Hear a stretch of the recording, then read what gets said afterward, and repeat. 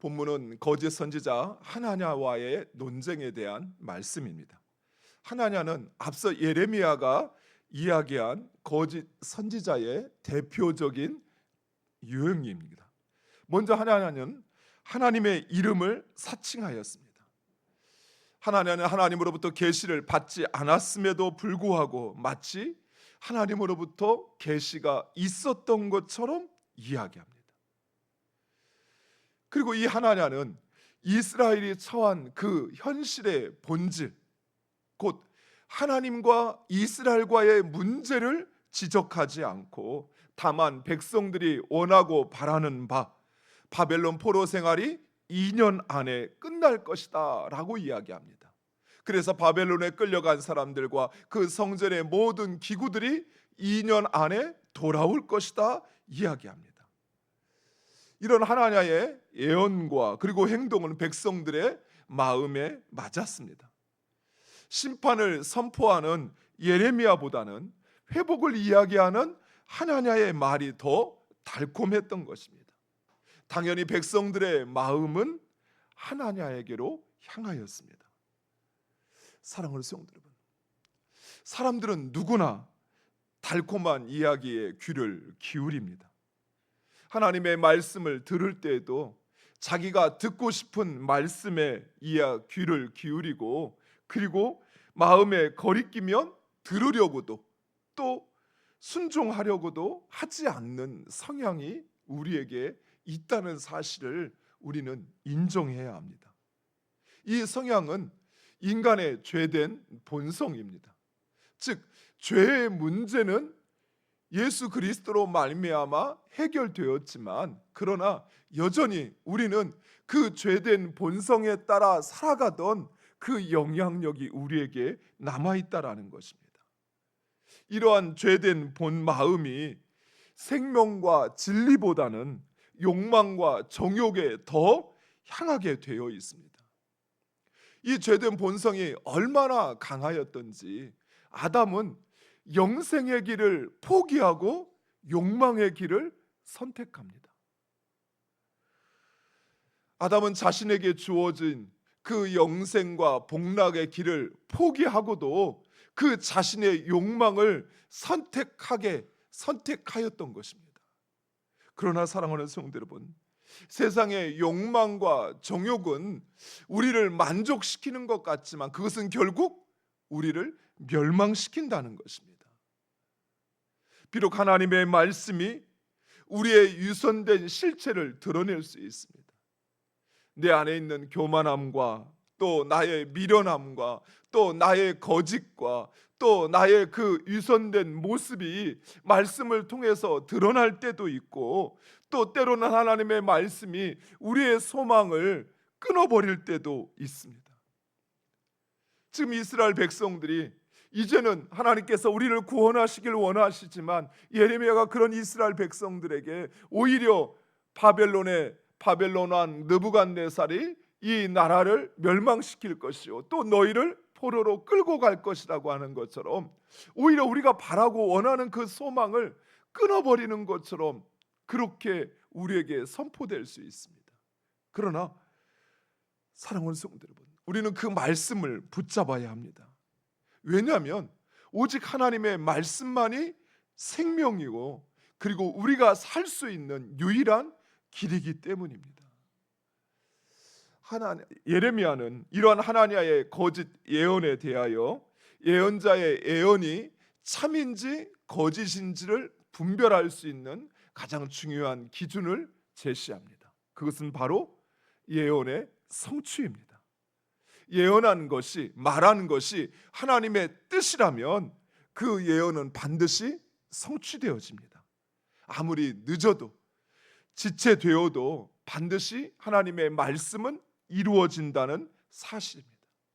하지만 그러나 그것이 거짓 예언이라면 예언자뿐 아니라 그 거짓 예언에 속은 사람들도 함께 망하게 된다는 사실입니다. 하나님은 여기서 멈추지 않았습니다. 그는 자신의 예언의 확실함을 보여주기 위해서 예레미야가 메고 있던 그 나무 멍에를 꺾어버립니다. 그러나 그것은 곧 하나님에 대한 도전이었습니다. 예레미야 오늘 본 말씀에 보면 예레미야는 그런 하나니아에게 그 어떤 대응도 하지 않고 물러갔다라고 이야기합니다. 인간의 생각 같으면 감정적인 말, 아니 자신에게 그렇게 행하는 하나니아에 대하여 오히려 없는 말로 저주를 퍼부었을 것인데 예레미야는 그렇게 하지 않고 물러갔다라고 이야기합니다. 왜 그랬을까요? 예레미야는 오직 하나님으로부터 받은 말씀만, 하나님으로부터 받은 그 계시만을 이야기하기 때문입니다. 하나님은 예레미야에게 철 멍에를 만들어 매라라고 이야기합니다. 그런데 원어 성경에 보면 나무 멍에를 이야기할 때는 단수였는데 이 철 멍에, 쇠 멍에를 이야기할 때는 복수로 되어 있습니다. 즉 하나님이 주신 멍에를 매려고 하지 않는다면 오히려 더 무거운 멍에를 맬 뿐만 아니라 더 많은 멍에를 지게 된다는 사실을 보여주고 있는 것입니다. 예수님은 제자들에게 자기를 따르려거든 자기를 부인하고 자기 십자가를 지라라고 말씀하고 있습니다. 물론 우리가 져야 할 십자가, 그 십자가는 결코 가벼운 십자가는 아닐 것입니다. 그러나 그 십자가를 지는 것, 그것이 구원받는 길이요 영생의 길이라는 사실입니다. 만약 우리가 내가 져야 할 그 십자가를 포기해 버린다면 오히려 우리는 더 무거운 짐과 고통을 짊어져야 한다는 것입니다. 그러나 예레미야는 하나님을 사칭하고 그리고 백성들로 거짓 예언을 믿게 한 바로 이 하나냐에게 하나님의 심판을 선포합니다. 무엇보다도 하나냐는 자기 멋대로 나무 멍에를 꺾어 버림으로써 멍에를 매게 하신 하나님을 도전했던 것입니다. 하나냐는 넘지 말아야 할 선을 넘고 말았던 것입니다.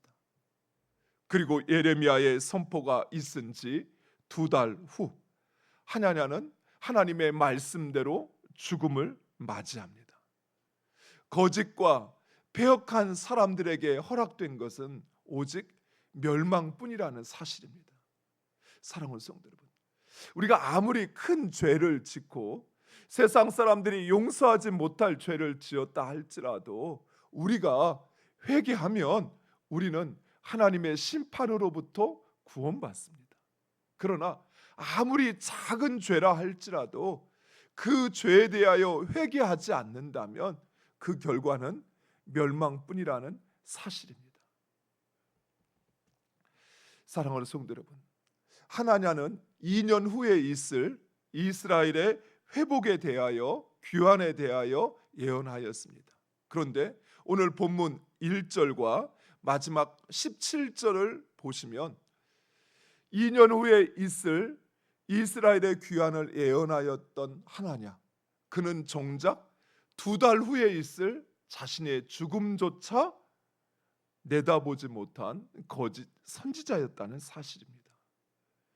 오늘 본문 28장 1절에 시드기야가 다스리기 시작한 지 4년 5째 달에 예레미야에게 말씀이 주어졌다 이야기합니다. 그리고 17절 선지자는 그대의 7째 달에 죽었더라라고 이야기합니다. 2달 후에 있을 자신의 운명조차 알지 못한 하나냐, 그는 2년 후에 있을 이스라엘의 귀환에 대하여 거짓 예언을 했던 것입니다. 사랑하는 성도 여러분, 우리는 참과 거짓을 분별할 수 있어야 합니다.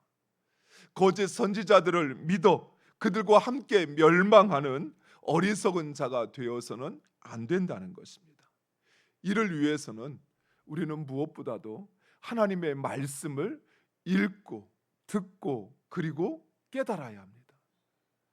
비록 하나님의 말씀은 지금 우리를 향하여 주어진 것이 아니라 할지라도 하나님의 말씀은 이 땅을 사는 우리가 어떻게 살아야 하는지를 우리에게 분명하게 말씀하고 있습니다.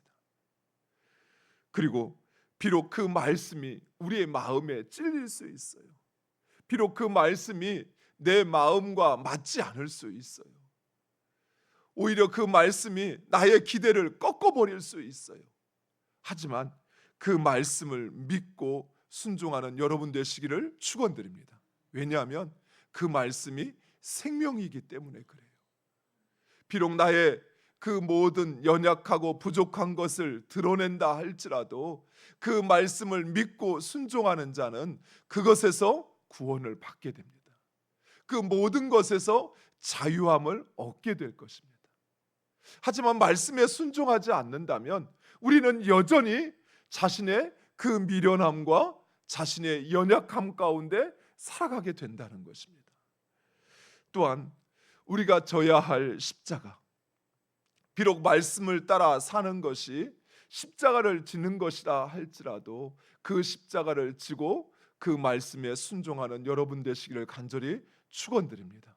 그것이 예수님이 가신 고난과 부활의 길, 영광의 길을 가는 것입니다. 십자가를 지고 주를 따르는 우리 모두가 되기를 간절히 축원드립니다. 기도하겠습니다. 아버지 하나님,